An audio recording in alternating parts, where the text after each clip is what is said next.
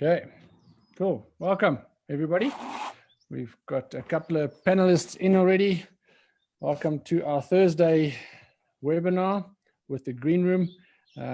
As always, we'll just do and wait for everybody to log in and get themselves ready, get themselves some popcorn or maybe some coffee, and and let's entertain them a little bit. Let's teach them hopefully a little bit of things that they didn't know, and hopefully it's an educational thing. Obviously, all the webinars are educational for Trevor and myself, so we enjoy these things as well, and we're also tapping into other people's expertise. And yeah, just welcome, guys. We've got about 5 or 6 guys as attendees at the moment. Not sure how many guys in Facebook. I think people are maybe getting a bit more prioritized with the business and maybe look at these webinars a bit later on. But we'll give it another minute or so as we welcome Fadil, Liesel, Marlene, and Nkonhlula, if I pronounced that correctly. I hope so. Yeah, welcome, guys. And like I said, give it another 20 seconds or so, and then we will start. Yeah, I think that there's a lot of people that are back to work or trying to get things back into a little bit of structure and more organized in the office environment. Yeah, it's not just us that went from a 2 webinar to a 1 webinar. We're not the only ones that are busy. You know, we've seen even in our other businesses that we've got a partnership in another business for Uber, and the person that is a tenant with us, he does servicing of cars, and I mean he's all of a sudden become very, very busy again, which is obviously good to see that there's some normality going back to even in those industries, and we are very, very grateful for stuff like that. Welcome, Jeanette. She's always a regular attendee. So I think, guys, it might be a good one. Let's start. Dev, you want to kick us off an intro?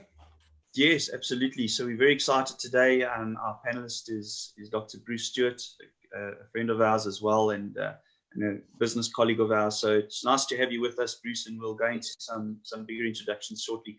Guys, welcome to the Green Room hosted by Induku.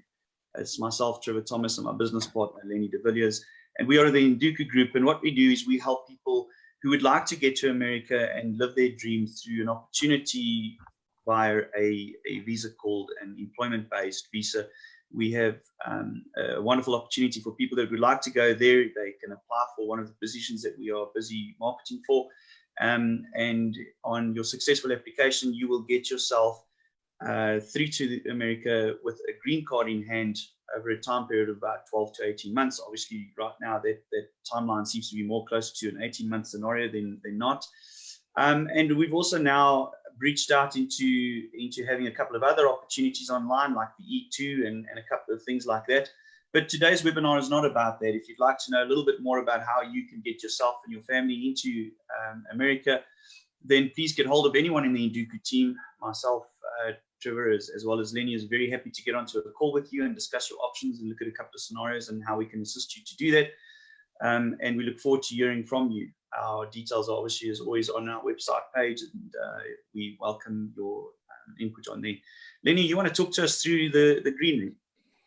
Yes, yeah. So sorry for those that always join regularly that have to hear these things, but you know, we want to make everybody aware of what we do, and you know, we also ask you to please share these webinars with people. I mean, there must be a share button somewhere on your screen, and we'd like for you to please share these webinars with people that you think it might benefit as well. So what we do with the Green Room is a space that we've created, and not just, you know, it was for other people, but it's even as for us as well. I mean, we do research on immigration because this is our space, obviously. So we created a Green Room, which is a space where people can come and explore different areas of immigration, people that they don't even think about. So we have covered topics. If you go onto our Facebook page,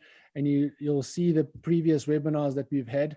And I've just gotten the update of how many webinars we've done so far, which goes actually very quickly. This is number 22. So we've done 22 of these things at the moment. It feels like, we've done 5 or something like that. But now you can understand, so we've done 22, and probably of 4 of them, we've covered, things like the DS260 forms that are pertaining just to our program, or we're taking a Q&A, which is just our program. So we've probably done about 15 or 16 webinars that are immigration related. Those will be things that are relative to financial immigration, budgets in America, psychology of immigration, immigration with pets, relocation. We've had Bruce's wife on before as well, talking us through some of their elements. So there are so many things that we have covered already, and we are still going on, and we are still trying to cover various aspects of things that people don't think about, or when they think about it, too late. So the people that we do get onto our webinar are experts in their fields, and we stand by them that they are going to give you a great service if you reach out to them and make use of their services. So check them out. Their details and stuff should be on our Facebook page, where you can either click on the link, or you can actually follow them, or you can actually get in contact with them and utilize some of their services. These people are, like I said, we do stand by them, and we welcome them. That's why we go in depth into these discussions, and we ask them to clarify things that we aren't experts in. So I think that is a very important thing to understand, is that we are not all experts in these things, and we can have these things via conversations and get more educated on it. So today we've got a great topic with Dr. Bruce, as Trevor says, and I think Trevor will just do us an introduction with Dr. Bruce. Yeah, you know what, Lenny, I think I'm actually gonna pass on almost immediately through to Bruce. Bruce, it's you guys have been in America. You come from South Africa, and there's a lot of things that I could say to introduce you, but I think the best person to actually do this introduction is yourself. And I'm going to ask you, if you don't mind, to introduce yourself and then speak a little bit on Pathway USA. I think that it's important for people to hear exactly where you are coming from and how we actually ended up today with you on the webinar. So Bruce, welcome. It's nice to have you with us. As always good to have a chat with you. We enjoy the discussions with you. What I've always enjoyed about it is that a spade is a spade with you. You call a thing as it is. And it's important in this space to have people that can talk direct and speak honestly and bluntly about what the circumstances are and what things are surrounding an immigration, and specifically an immigration to USA.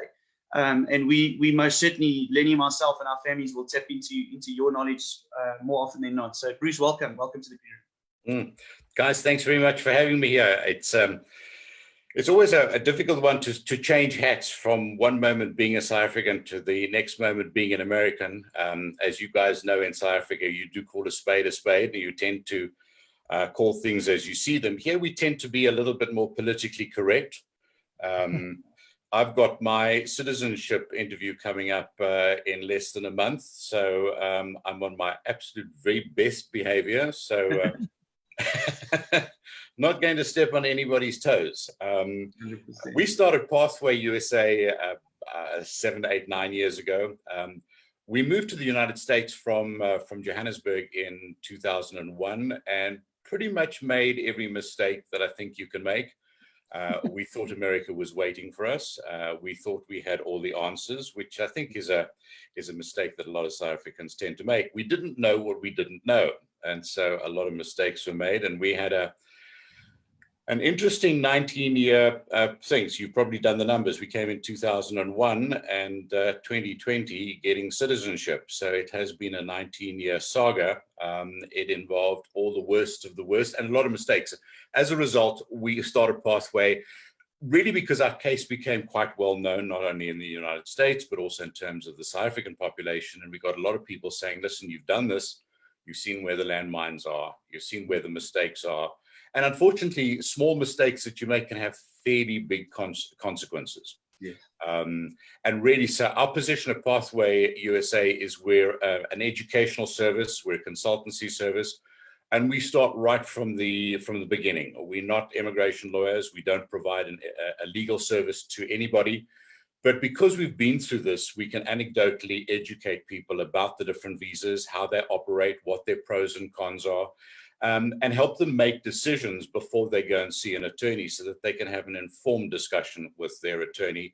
And so that aspect looks at how we get you into the United States. And that's really where we came across you guys, is you're another one of the many routes into the US, and probably one of the more interesting routes into the United States. And what was it, about a year or so ago that I met you guys for the first time. And it's been a very rewarding relationship for the South Africans that we've actually referred to you. But then there are the other aspects, is how do you actually settle into the United States, and how do you prepare for your move, things like getting your credit score going as soon as you possibly can. Yeah. Easy to do upfront before you get here, a lot more difficult to do once you get here, and quite an expensive exercise if you don't put these things in place before you actually get to the United States. When it comes to health insurance, yes, I think American health insurance has a bad rap. Everybody says it's complicated, which it is. Everybody says it is expensive, which it is, and it isn't. I'm already at that fortunate age where I now go onto the state system of Medicare. Phenomenal. You go to any doctor, any hospital, anything that you want to see, and it costs you virtually nothing. So once you hit that magical age of 65, it's the best system that you can possibly imagine, and it doesn't cost you anything because you've been paying for it throughout your working career. There are two aspects to health insurance that we really wanted to look at when we came here.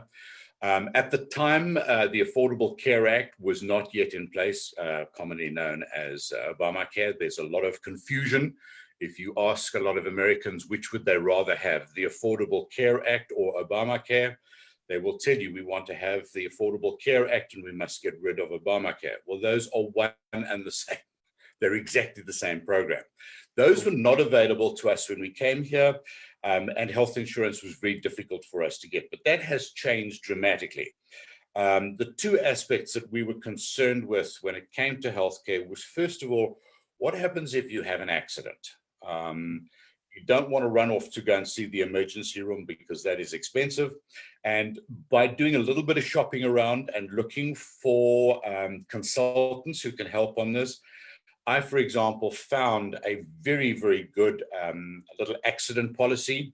It covers the first from $1 up to $10,000 in a year. If you have an accident, you break a leg, you go and get the thing fixed, and that little policy is going to cover that first $10,000. There's no deductible or there's no excess on it. It'll cover from the first dollar up to $10,000. And we got that for each of the members of the family. And I think it was something like $14 a month. Wow. Which was phenomenal because if, with kids at school, with working around the house, yeah, you have accidents. And this was a great little policy that stood on its own. It's outside the general scope of healthcare, but it was a very inexpensive policy to cover yourself from any sort of accident.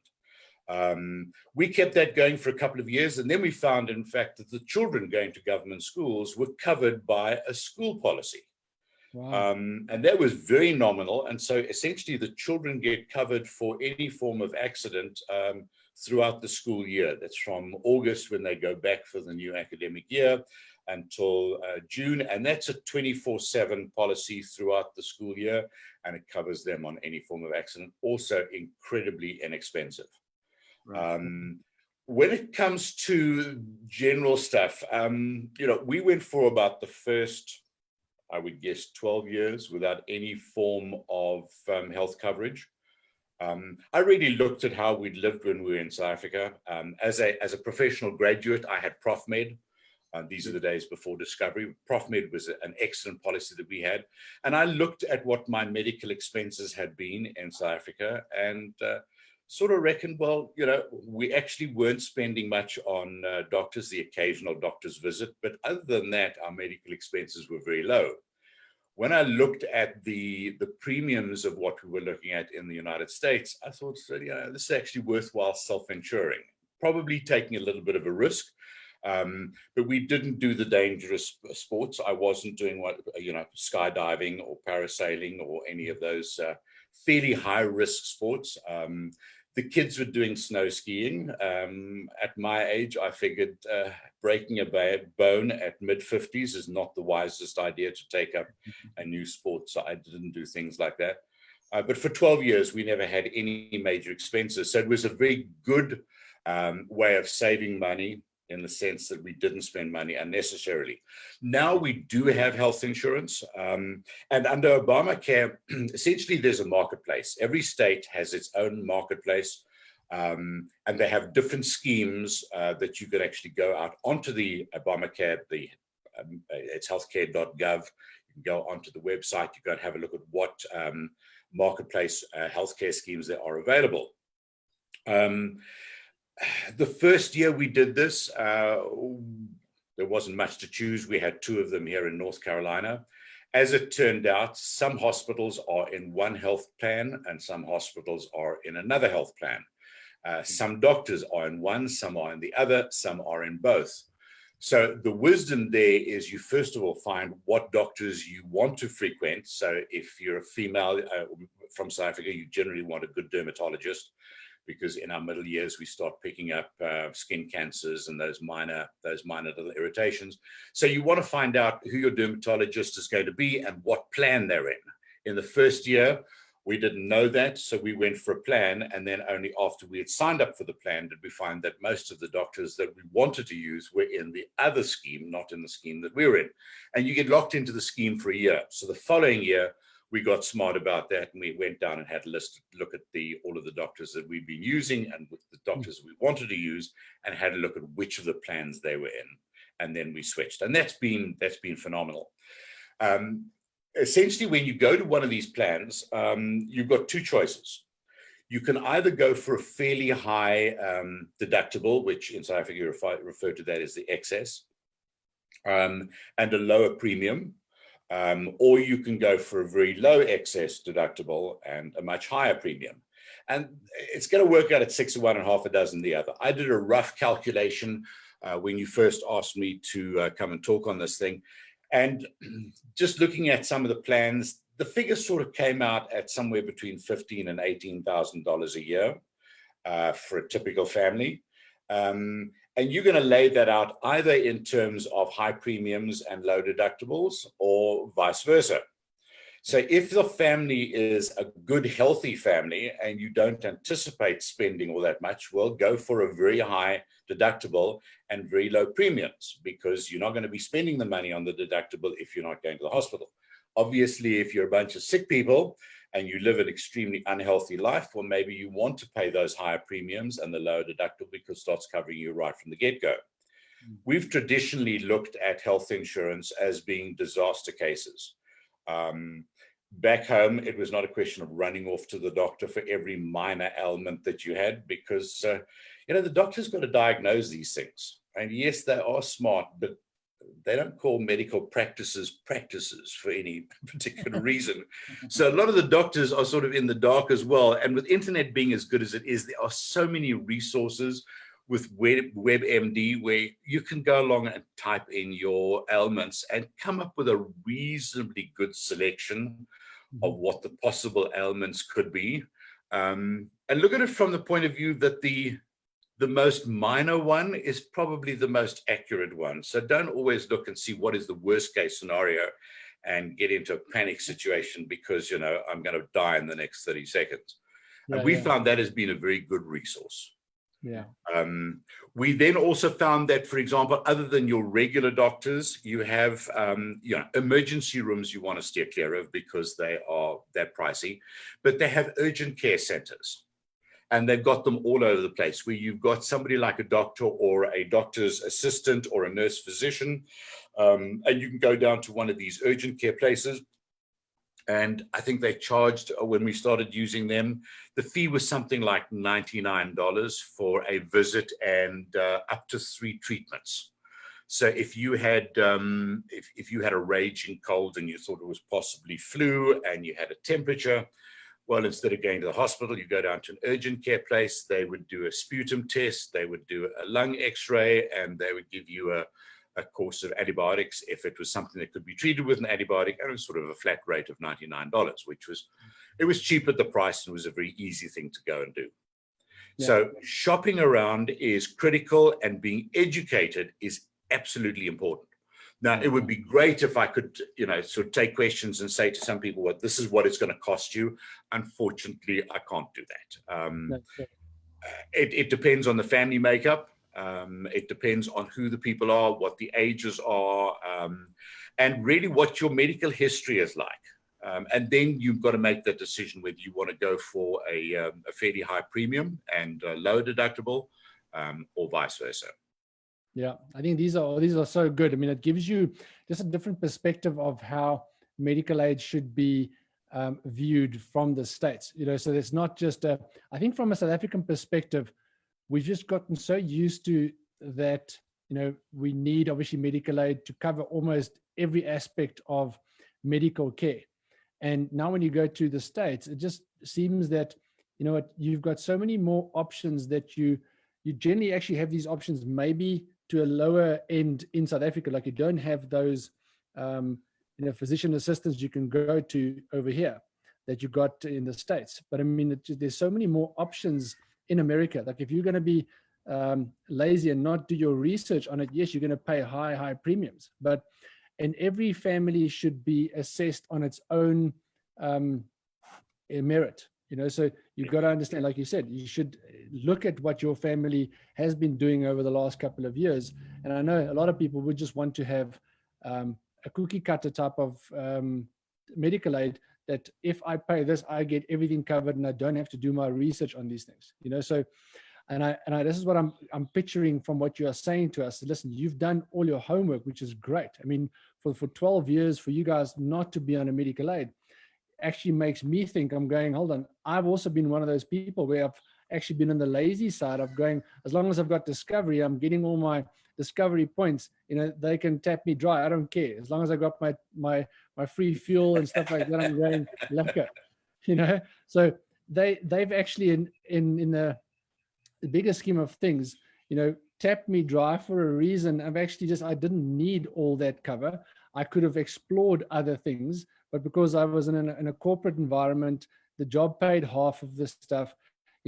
We should be more actively researching these type of things, especially when we go to a new country and where the medical aid is so, that some people would say it's hard to understand because they've got sliding scales that work on your income bracket, and then what is covered from the school side, like you said. It just causes you to be more active in managing your private things. Yes, you've got it. And remember that with health insurance, you basically you're out gambling. The health insurance company is taking a bet that you are going to get seriously ill in the early foreseeable future, and they are going to charge you accordingly. Yeah. I was working on the basis of looking at anecdotally of my past history, and I figured that if I'd been healthy for so many years, yeah, there are always the possibilities that you could have a heart attack or you could have a stroke or something like that. And that generally is what cripples most families. I think health costs are the single biggest cause of bankruptcies in the United States. Wow. Because these things can run into the hundreds of thousands of dollars. So if the worst came to the worst, you take out a policy that would cover those major disasters. But if you look at any health insurance company in South Africa or in the United States, it's the millions and millions and millions of small claims that push up the costs of these things. Yeah. Is that you've got these massive organizations that are having to handle thousands of claims for stubbed toes and a prescription for an antibiotic. That's not what insurance is all about. Insurance is for a life-changing event, which is beyond the means. But, you know, to go along and see a doctor because I got a stub toe and expect insurance to pay for that, I can pay for that myself. Yeah. And so I never looked at insurance as being something for the small ones.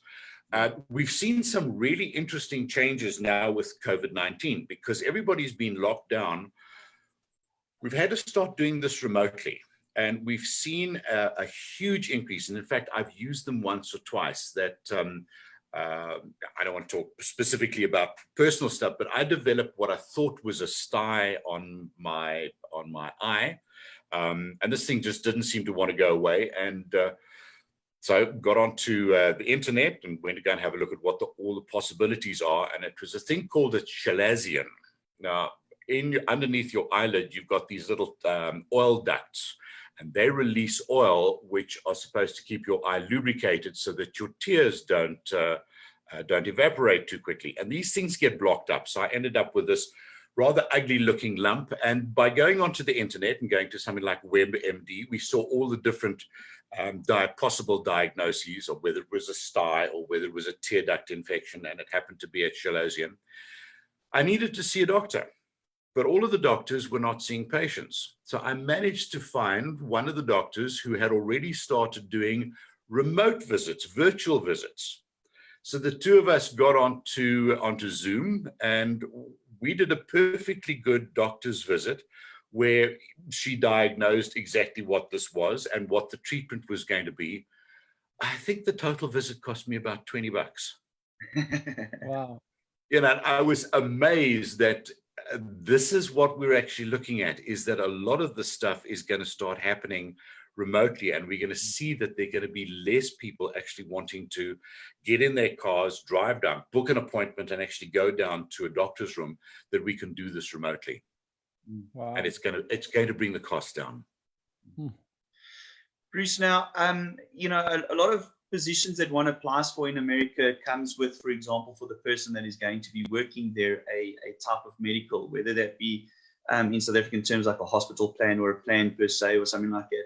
I mean, generally, obviously, because those are part of groups or group schemes, they're pretty good. Am I right? They're pretty... Absolutely, yes. My daughter and her husband, they're both employed, separate companies. They both have phenomenally good corporate healthcare schemes. It costs them a little bit of money, but when I look at what they're spending or what their contribution is at their companies versus what I'm paying for Diane, you know, I've already moved out of Obamacare. I'm now on Medicare at being over the age of 65. She's still under the age of 65, so she still has to get her insurance through Obamacare. Phenomenal scheme that she's got. It covers pretty much everything. She does have a deductible each year. But what she's paying at Obamacare as a self-employed person is considerably higher than what my daughter and her husband are paying for their contributions to their company schemes. Yeah. That's So, well understood. Bruce, we spoke to Diane a while ago, and then she was mentioning to us like one example of what happened, and also the benefits of going through you guys and creating a relationship with you guys, is that there was a lady that was looking to go and either was vaccinate a vaccination or something, and she was asking the local people about, you know, where did she take the kid, and then they directed her to a hospital. And it cost her something like $1,000 for this shot that she got. And then when she came back to and spoke to Diane about it, Diane was saying, "Why didn't you phone me? I could have told you, go down to the clinic. It would have been for free." You know, so I mean, those are the type of, you know, guidance that you guys give your applicants, right? Yeah. You know, we've had so many of these, and yes. One of the things that you guys, that your clients, if they're moving to the States, they've got to start collecting the necessary documentation. We're extremely holy about all of the vaccinations being up to date. I know with most adults, they don't even remember where these records are, but especially with the children, they probably do have a lot of these records that are up to date, because the schools here are going to be extremely anal to make certain that all of your children are fully up to date with their vaccinations. Right. Yes, so you make some inquiries and you go down to a doctor, you go down to a hospital, and they'll do all the vaccinations for you, and it costs you a bomb. Well, there are places, there are clinics where you can actually go and get all of these vaccinations. They're done for nothing, but the information is not there in front of you. Yeah. So what we've done is, over the years, we found the quick and the inexpensive and the easy ways of doing things. I'm not saying that ours is the right way. It just tends to save you a huge amount of money. And we do know where you can go and get these vaccinations done, and they don't cost anything.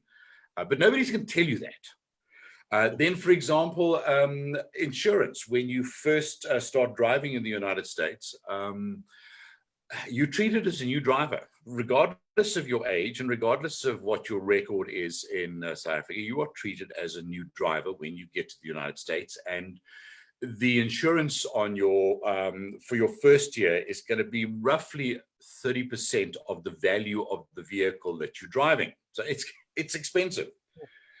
What they don't tell you is that if you get two cars, one for yourself and one for your wife, you're both classified as full-time drivers, so you both get loaded.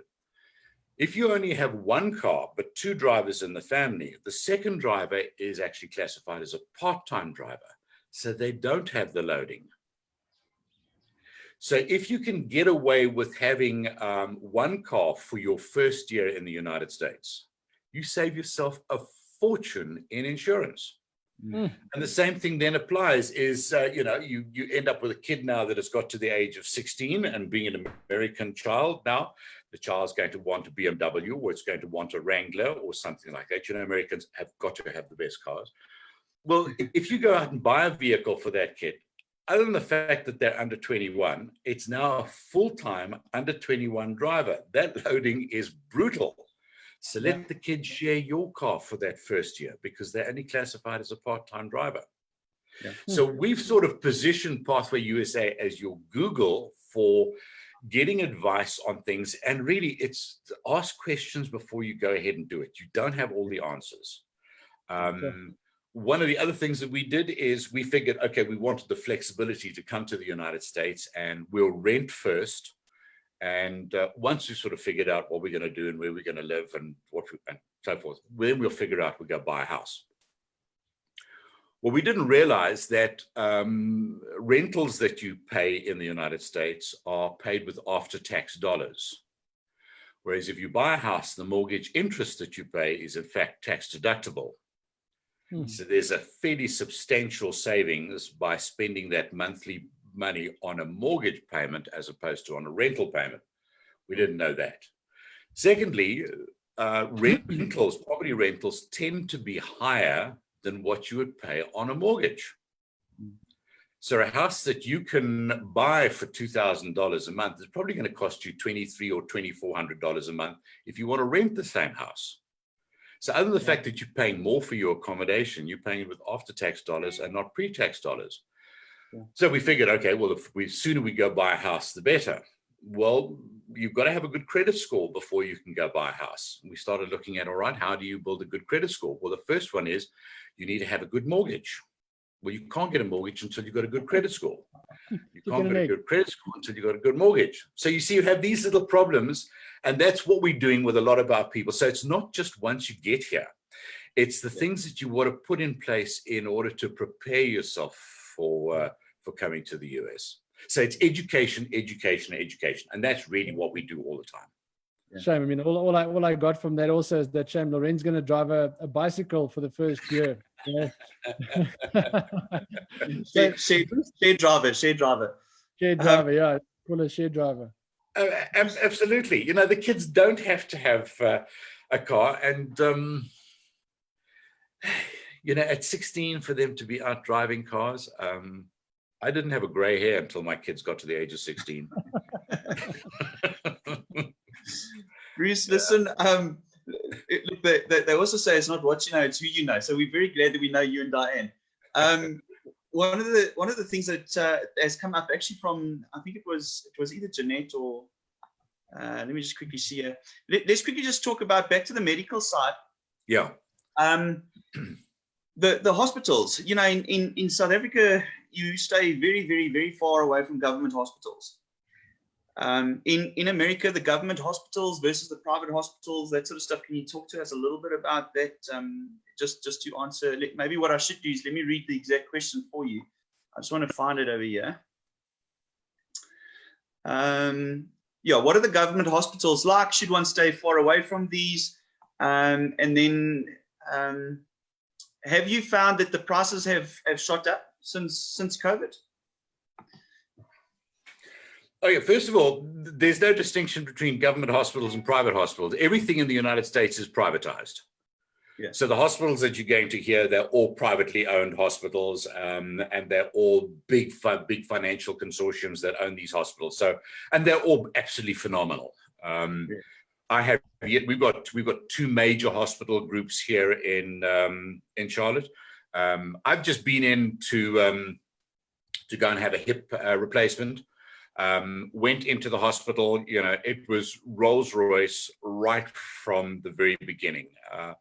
They looked at me from 10 days before I went in, where to go and have the medical pre-checks, go and have the MRSA swabs, go and have the COVID-19 tests, go and have all of the blood tests. When I got to the hospital, you know, you get treated like royalty. The service is phenomenal. And the nice thing was that I walked into the hospital, had a new hip put in, and I walked out of the hospital, and hasn't cost me a cent. Hasn't cost me a cent. Yeah. It's all covered by Medicare. There'll probably be some minor things for sandwiches and stuff like that, but the treatment that I got at the hospital was phenomenal. Sarah, my daughter, had a treatment some time ago, went into the hospital that's on her plan, and also phenomenally good service. So yeah, medical care in the United States is first world. It's the best you could possibly imagine. Yeah. But if you don't have health insurance, yes, it can cost you a huge amount of money. So you don't wait until something goes wrong before you start investigating it. You make certain that you cover all of these eventualities. Good. I mean, there's one more question that someone's brought up. Bruce, I don't know if you can quickly cover that one for us. There's obviously, like I said, people have got the understanding of what Discovery has given us and other medical aids here about you have a hospital plan and you have a savings account, or you have a savings account with a full medical aid and stuff. Do you guys offer a similar type of thing where you do your own savings, or is it something that you save through them, or? Yes, they do have some of those plans where you basically put money into a plan. I don't know too much about them, but yes, there are some of those that are available. Okay. I think that anecdotally, having spoken to a lot of the South Africans about Discovery, it sounds as if Discovery has got a very good recipe for trying to keep you healthy. Is that they get involved in a lot of what you're doing in terms of your eating habits and your exercise habits and your lifestyle habits, and that you're doing a lot of things to keep yourself healthy and prevent you from getting sick or having accidents, and they reward you. It sounds really good, and I've often wondered why the United States has not done something similar, because they really don't. In this country, I don't see too much evidence that they are doing great things to encourage you not to get sick. Yeah, that's scary. Yeah. I know that, for example, if you're morbidly obese, you do get penalized in this country.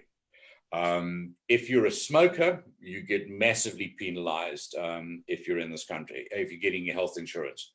I did hear that with somebody, for example, if you want health insurance and you give up smoking, you can start smoking after you've got health insurance, and it sort of doesn't really impact on that. Now, whether that's true or whether it's not true, I don't know. But it doesn't seem to be that there's an ongoing concern about living a healthy lifestyle and eating healthy. I think with Discovery, they're monitoring your credit card purchases. And if they see that you are spending sort of $100 a day on Krispy Kremes and donuts, it can impact on your health insurance. Is that correct? I don't know if it goes to that effect, but yeah, they do want you obviously to have all your eggs in one basket with them, so they can monitor it. So if you buy something, they encourage you to buy something healthy. Is that if you buy something healthy from either Woolies or Pick and Pay, you get up to like 75% back of that item. Oh, wow. So they don't really necessarily impact you for buying the bad things. They just reward you more for buying the good things. So okay. Just in case, what we do, Bruce, is Lenny and I'll go to Woolworths and buy the fruit at Woolworths, and then we'll use a different card to buy the red wine on the way home, you know. You know, it sounds as if it could be something, and you know, I've raised this at I'm a member of the International Rotary Club here in Charlotte, and we've spoken about health insurance around the world, and I've mentioned these because this is what I'd heard about South Africa, and there was a huge degree of interest from the local people here as to what you guys are doing. So South Africa is not always, you know, sort of the tail end of the world. That you guys are fairly revolutionary when it comes to putting things in place, and it makes a huge amount of sense. And I would love to see that health insurance companies here would reward people for healthy living and healthy lifestyles. But I don't see any evidence of it. Yeah. Bruce, so last question from my side. I want to mention something after that as well. So medical aids rates, is that something that applies in the US? So obviously in America, South Africa, we've got some doctors charge 200% medical aid rates or 400% medical aid rates. Do you have that type of scenario in the States as well? Yeah, that is probably a bone of contention that we all have. I have yet to find a doctor who can, or a medical provider who can tell me what the cost is of a colonoscopy or a CAT scan. There's no published rate on any of these things. It really depends on who you are, what plan you're on, the doctor, which medical scheme the doctor belongs to, because essentially that medical scheme, if, for example, the typical fee for a CAT scan is about $3,000, the scheme will buy X number of CAT scans, and they will probably get a negotiated discount of, say, it's now $500 per CAT scan. And if you're part of that scheme, that's what you're going to get charged. You're going to get charged $500 for CAT scan. If you're in a different scheme, they'll be buying a different number of CAT scans, and you're going to get. So there's no price list of what medical treatments cost. Mm-hmm. So all that they can do when you go and ask them how much it's going to be, they're going to say to you, all right, give me what insurance scheme, what healthcare, what medical aid, what insurance scheme you belong to, and we'll be able to give you the cost. Wow. So it's very different. It's very different to what it was in South Africa. There was a case some years ago where one of the kids in the neighborhood, covered by the school policy, which covers them against accident or things during the school term, playing out in the backyard, and this kid ended up running into a tree and knocked himself out, started vomiting, and we realized a little bit of concussion. So we took the kid down to the local hospital, and they did a CAT scan and determined that, in fact, he'd cracked his skull, and he had a little bit of an air bubble that had penetrated through the membrane into the brain. They wanted to keep him in for observation overnight and treat him with antibiotics. The following day, when the parents checked the kid out, he was checked out at 23 and a half hours after he'd been into the hospital, and they'd already done a second CAT scan. Well, the parents got a bill for 2 CAT scans at $3,000 a pop. Mm. The insurance company said that, if I remember correctly, this was some years ago, that if the child had been booked into the hospital as an inpatient, then they would have covered the full cost of the CAT scans. If the child was as an outpatient, their maximum coverage for x-rays was $500. And so the child being checked out at 23 and a half hours was classified as an outpatient. So fortunately, the parents actually said, well, you know, we noticed that you did the CAT scan this morning, but you checked the child in for observation. What authority did you have to actually treat the child by giving him another CAT scan? Which, of course, they didn't have any permission to do so. And so the parents said, well, should I be talking to my attorney about this? So the hospital immediately changed it, and the child was booked in for inpatient treatment. And obviously the insurance covered all the CAT scan, covered all of the costs. So you've got to be your wits around you. And, you know, I think it's like any country. If you ever get a denial of something, don't just accept it, go and query it. And if necessary, argue the point and study the documentation and know what your coverage is going to be. And there's no harm in asking for costs beforehand. It's a common thing around the world, and I've seen it in South Africa as well, is if you're part of, for example, part of the Discovery program and you go into a hospital in South Africa, you'll sometimes find doctors doing the rounds who are not part of Discovery, who will pop in and come and see you, and then you get a bill from them and you're getting billed at out of scheme rates. It happens all over the world. So one of the things that I have and my family have all got is we have a little letter which stipulates that we are part of a particular health scheme, part of a particular medical aid scheme, and that we're giving strict instructions that unless it is for life-saving treatment purposes, we want no treatments or medications or services or anything from anybody who is not within our health plan. Wow. So that you don't end up with local doctor who's just doing the rounds and he pops in to see you and then he says, how are you? And you say, I'm feeling fine. And you get a bill for $500 for a consult. We've got these letters which basically say we only deal with doctors within our health scheme. Now, that's something that the average person doesn't know.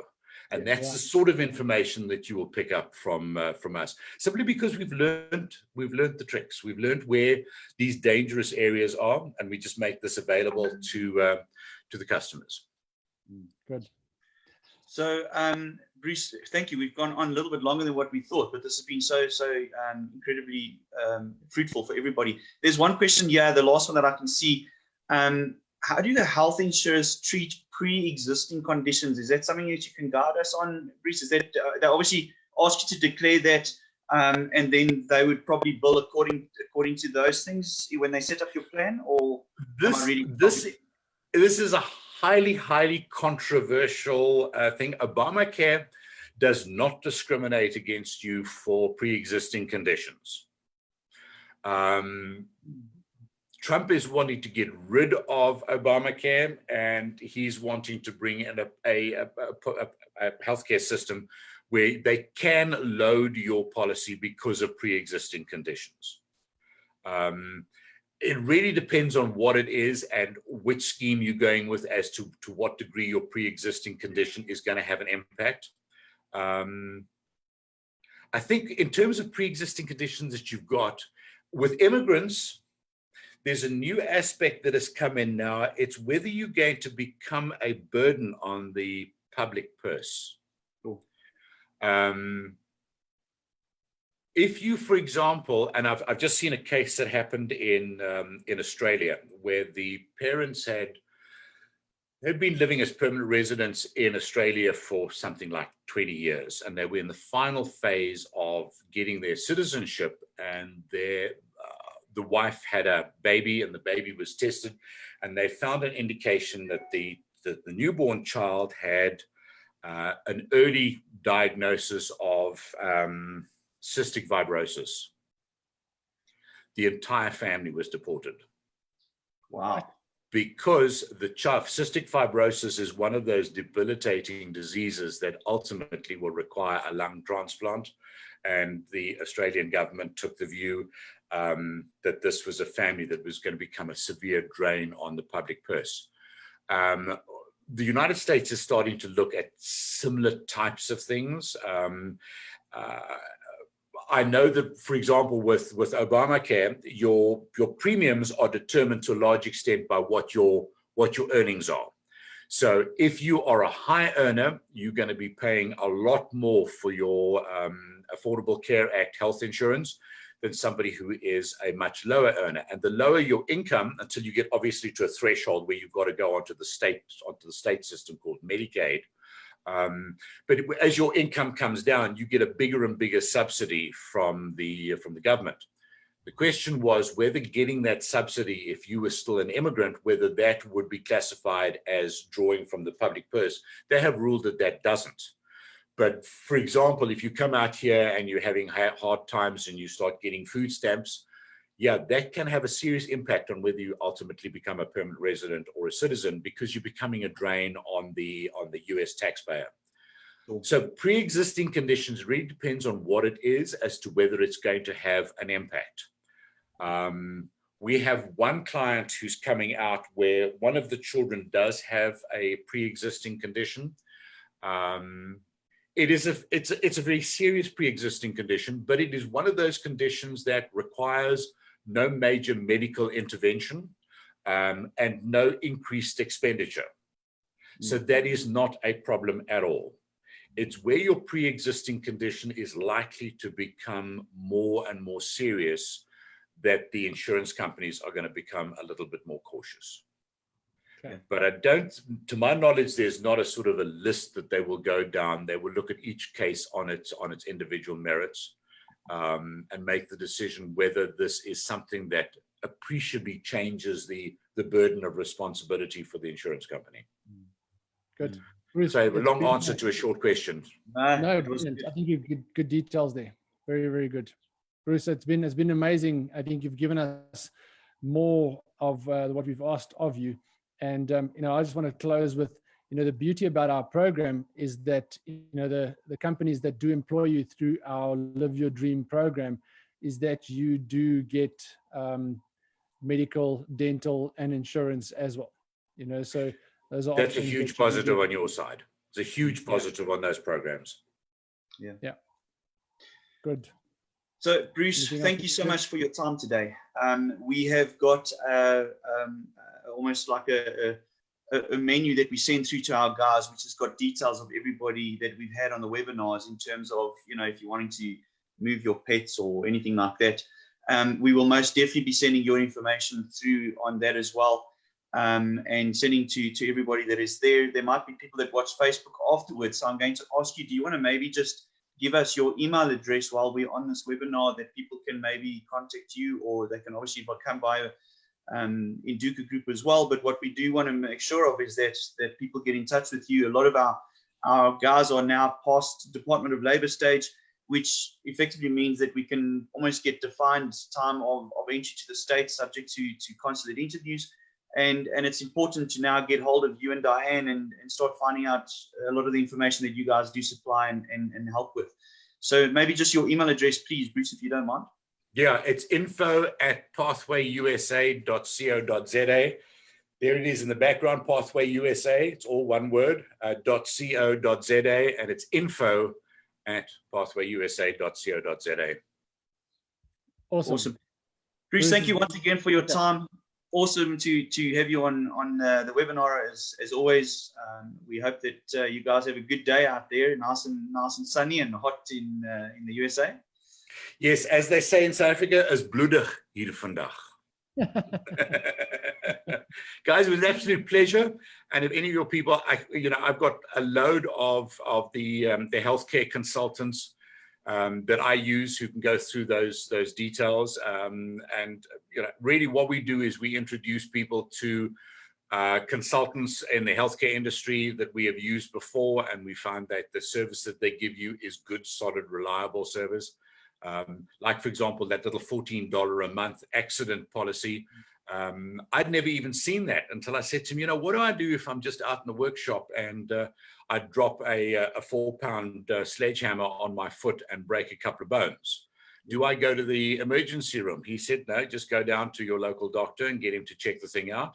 I said, but what's going to do to my deductible? And he said, take out this little policy. It's going to cover from zero. It's going to cover up to $10,000. And not many accidents that you have, if it's a smallish accident around the home, not many of those accidents are going to cost you anywhere near $10,000. So you've got zero deductible and then no questions asked. They cover up to $10,000. So those are great little tips that our people can pass on to you. Brilliant. Lovely. Bruce, thank you so much. We'll chat to you. Great chatting. Yeah. Catch you, guys. Thanks, guys. Bye, man. Bye. Bye.